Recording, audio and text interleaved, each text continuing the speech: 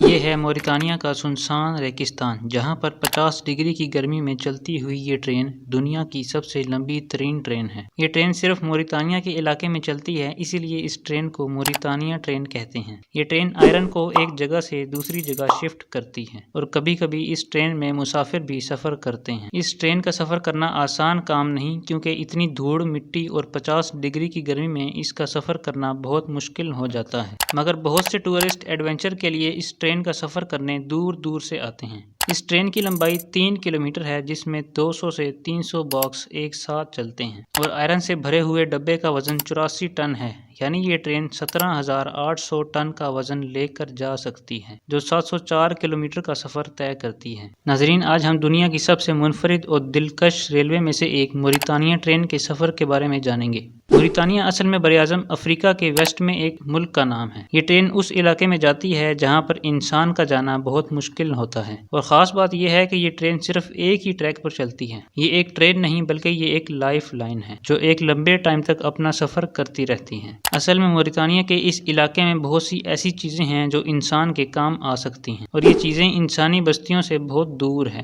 اسی وجہ سے اس علاقے میں ریلوے ٹریک بنایا گیا اور ٹرین چلائی گئی، جو ہزاروں ٹن کے بھاری سامان کو موریتانیہ کے صحارا ڈیزرٹ میں لوہے کی کان سے اٹلانٹک اوشن کے ساحل تک لے جاتی ہیں۔ اس کو وہاں پر بحری جہاز میں لوڈ کیا جاتا ہے اور یہ سامان نارتھ امریکہ، ساؤتھ امریکہ اور یورپین کنٹریز میں ایکسپورٹ ہوتا ہے۔ اس ٹرین کو صرف ایک انجن نہیں بلکہ 3 سے 4 انجن چلاتے ہیں۔ اس کے بعد یہ ٹرین 700 کلومیٹر کا سفر طے کر کے صحارا ڈیزرٹ کے علاقے میں واپس آتی ہے۔ ناظرین، سب سے پہلے آپ کو موریتانیہ کا تعارف دیتے چلیں۔ موریتانیہ اصل میں اسلامی جمہوریہ ملک ہے، جہاں پر صرف سنی مسلمان ہی رہتے ہیں، اور خاص بات یہ ہے کہ موریتانیہ جانے کے لیے آپ کو کسی قسم کے پاسپورٹ کی ضرورت نہیں ہوتی۔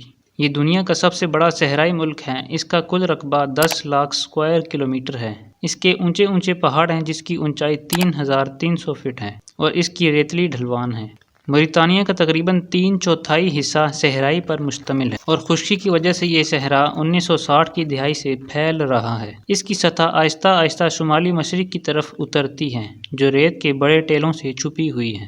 دن میں یہاں کا ٹیمپریچر 50 ڈگری سے کم نہیں ہوتا، اور رات کے وقت اس کا ٹیمپریچر کافی حد تک گر جاتا ہے، اور یہاں پر ہر وقت گرم ہوا چلتی رہتی ہے، جس کی ریت آہستہ آہستہ تیز ہواؤں کے ذریعے شمال کی طرف اڑتی رہتی ہے۔ موریتانیہ کی پاپولیشن تقریباً 47 لاکھ ہے، اور نؤکھوٹ موریتانیہ کا کیپٹل سٹی ہے۔ ہماری کہانی 1950 کی دہائی سے شروع ہوتی ہے، جب قدرتی وسائل سے مالا مال ملک موریتانیہ کو ایک چیلنج کا سامنا کرنا پڑا کہ موریتانیہ کی دور دراز کانوں سے لوہے کی بڑی مقدار کو ساحل تک کیسے پہنچایا جائے اور اس کو بیرون ملک کیسے بھیجا جائے، جس کا حل دنیا کی سب سے لمبی اور بھاری ٹرینوں میں سے ایک کی تعمیر تھی۔ اس کی تعمیر 1960 میں شروع ہو گئی اور 1963 میں اس کا افتتاح ہوا، اور اسی سال موریتانیہ نے فرانس سے آزادی حاصل کی تھی۔ یہ ریلوے 700 کلومیٹر سے زیادہ لمبا ہے۔ 1976 میں موریتانیہ کے جنوبی مغربی صحارا کے لحاق کے بعد یہ لائن پولیساریو کے مسلسل حملوں کی زد میں آئی، جس پر اس لائن کو مؤثر طریقے سے استعمال سے باہر کر دیا گیا، اور اس طرح موریتانیہ کے معیشت کو بہت بڑا نقصان اٹھانا پڑا۔ پولیساریو نے 1978 میں فوج کو موریتانیہ کی صدر مختار اول دادا کا تختہ الٹنے کے لیے اکسانے میں اہم کردار ادا کیا،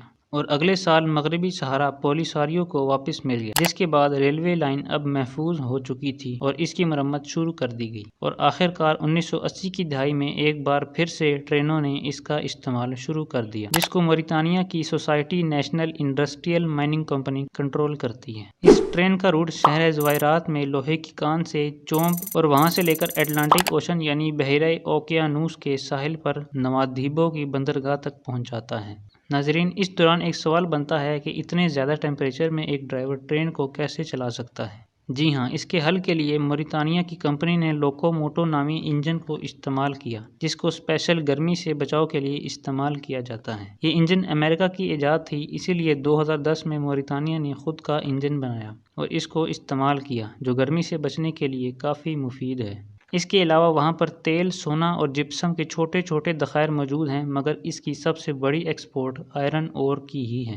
ناظرین، یہ موریتانیہ کی سب سے امپورٹنٹ تجارت ہے، کیونکہ موریتانیہ کی اکانومی کا انحصار صرف ان آئرن اور کی کانوں پر مشتمل ہے۔ ہر روز ٹرینوں میں لوہے سے بھری 84 ٹن کی ایک گاڑی ہوتی ہے، جس کو اگر 200 سے ضرب دیا جائے تو یہ تقریباً 17,000 ٹن بنتی ہے۔ یعنی کہ اس ٹرین پر 2.5 آئیفل ٹاور کو رکھ کر لے جایا جا سکتا ہے۔ اس کے ریلوے ٹریک کو ہر وقت ریپیئر رکھا جاتا ہے کیونکہ اگر کہیں بھی فالٹ آ گیا تو یہ ٹرین رک جائے گی اور امپورٹ ایکسپورٹ بند ہو جائے گی، جس کا موریتانیہ کو بہت نقصان اٹھانا پڑے گا۔ موریتانیہ کی سالانہ برآمدات 16.6 ملین ٹن ہے۔